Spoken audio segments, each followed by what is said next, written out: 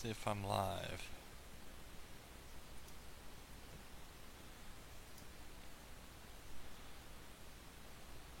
Looks good.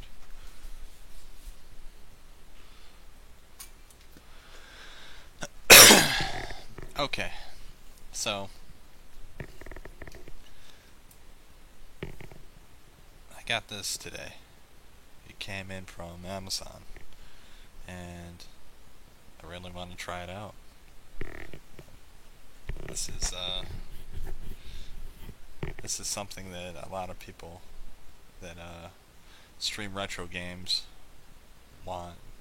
You know, there's a couple of other devices out there, but this one's nice because it's driverless and it's kind of portable. You know, USB 3.1, which is, from what I understand, essentially USB 3.0. I took the plastic off and set it down somewhere, but I didn't want to open it without being on camera. I don't know what's in the box. I hope it comes with a cord that I need. I'll talk about why I'm upgrading.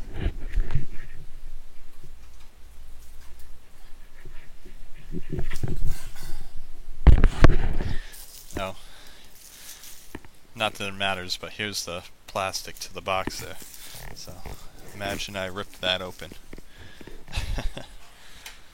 Okay.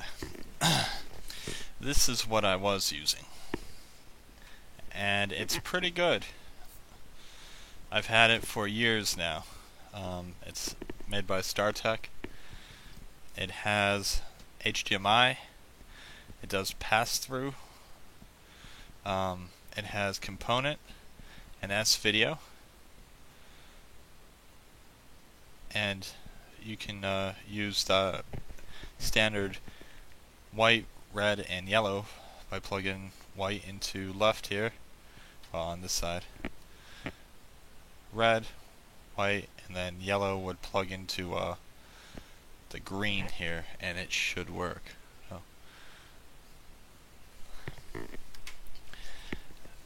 I used this for a long time. Drivers kind of stink with it. I have to run a program called Viva Station, and it puts a preview up on one of my monitors, and that's how I get the capture.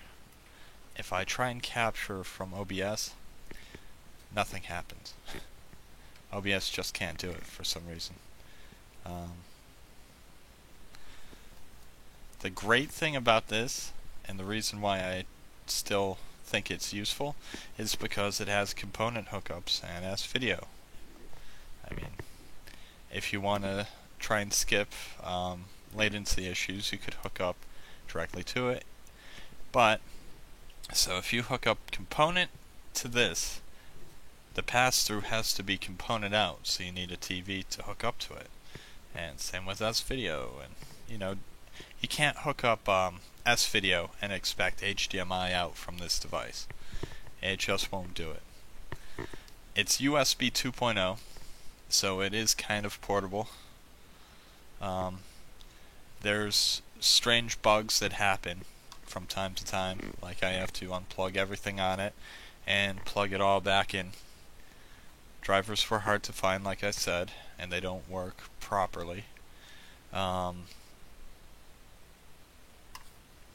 Trying to think. Oh yeah, that Viva Station program crashes out sometimes, just randomly, whenever it feels like. And trying to do settings is a chore, like changing different things, because if you go into the wrong menus, you risk crashing the program out, locking this box up so it won't respond, or just really slow menus in general. It seems like all the menus work directly from this box, and anyway, it's done me good. I can do 1080p recording, and it's always been really nice streaming. but there was significant latency to it. And now we got the new box here. I guess it's Aver or Avier Media. I read up on it, I looked at reviews. It is not without fault from my understanding, but even after watching the reviews, I figured this would be the proper solution for me. The only thing I could have done differently was get a in case card, and it would have had less problems, a couple more features, but I think this is gonna do me.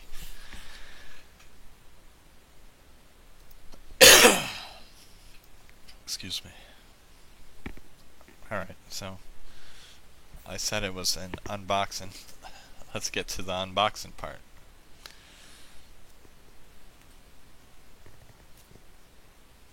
I don't want to break this box. It says right on the front 4K HDR pass-through, which is very nice. The other StarTech one had pass-through, it did 1080p, but I couldn't really use the 4K features on my Xbox One X. So that's going to be nice. A couple of other things. It's USB 3.1. That's Gen 1, Type C. I might run into a problem there. I think I'm going to have to get a cable to go from Type C to A. But we'll get to it. The pass-through is HDMI 2.0. Pass-through resolutions will be 4K picture at 60 frames per second HDR. That's maximum. It can do 1080p at 240 frames per second. So that's nice. I guess I could hook a computer up to it or something. Not that I would. I mean, my computer's fine. It streams fine. Supported resolutions are 2160p, 1440p, 1080p, 1080i, 720p, 576p, 480p. The recording formats, this was interesting and really nice. So it does MPEG-4, H.264 plus AAC, or H.265 plus AAC. Those are the 265 one is really nice because you get high quality and smaller file sizes. And then it says recording resolution 4K picture at 30 frames per second, which I would have liked it at 60, but that'll do. And then it says or 1080p at 120 frames per second recording. And it comes with a program, RE Central. Never used it, don't know much about it. I like OBS, but we'll see. Oh, the box is opening. Let me get rid of that.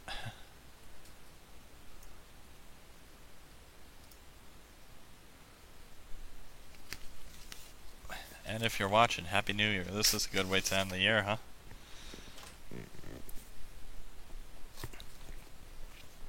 That's a pretty straightforward plain box. It's got its company name on it. It's a little smaller than the other device I was using. HDMI out and HDMI in are on one side. USB 3.1 is coming out the other side. It is USB-C. I'll need an adapter to use it, or a new cable, unless something comes in the box for me.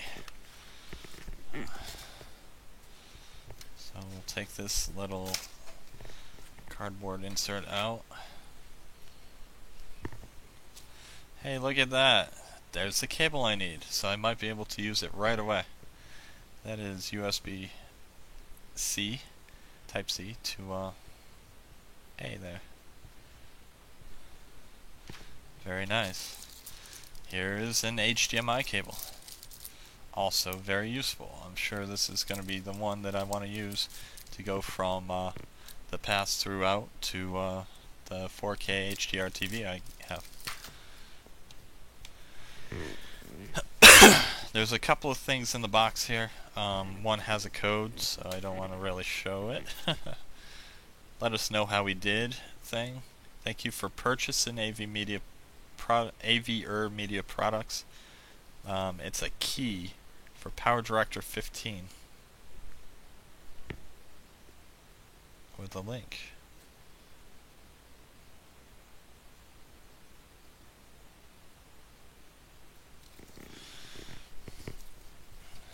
Here is a quick guide.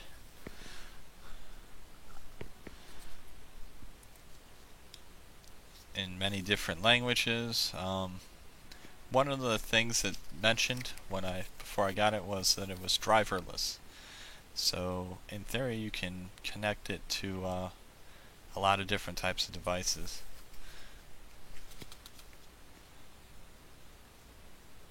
Some devices, that's where some of the faults and bugs come into play.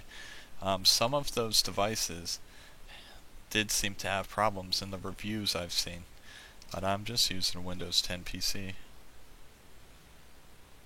It looks pretty straightforward. There's some LEDs. It'll warn you if your disk is full or almost full. It'll tell you if you've connected it to USB 2.0 on mistake. It'll flash red if there's a device anomaly, which would have been helpful if my other device did that, because sometimes you just had to guess. Slow flashing blue is streaming, slow flashing red is recording, solid blue is ready. Installation. Yeah, pretty basic. Hook up wires. That's it. That's the box. Okay. So at some point I'll probably download that software that it showed. I'm keeping the box as pristine as possible here.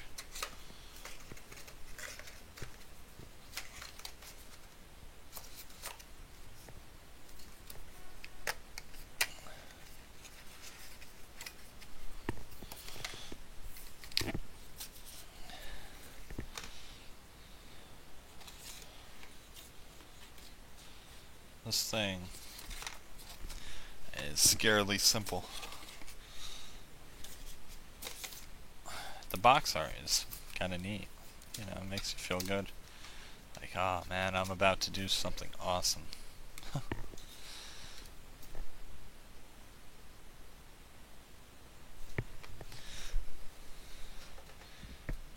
Unfortunately, my headset only reaches so far.